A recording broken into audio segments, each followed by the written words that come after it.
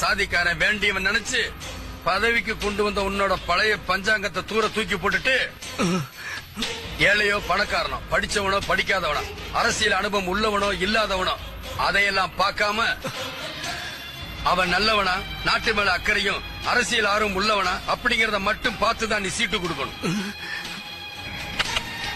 இதையும் மீறி தப்பானவங்க சீட்டு கொடுத்த நீ சீட்லயே இருக்க மாட்ட, அடுத்த நிமிஷமே ஜெயில தான் இருப்ப.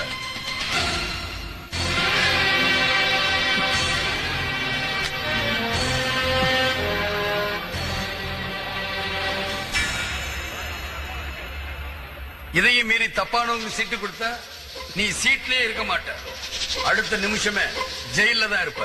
எனக்கு மக்கள் தான் தெய்வம், நாடுதான் கோவில். பணம் வாங்கிட்டு சீட்டு கொடுக்க மாட்டேன், பணமும் கொடுக்க மாட்டேன். தலைவரே, என்ன தலைவர் சொல்ற நீ? இனிமே நல்லவங்களுக்கு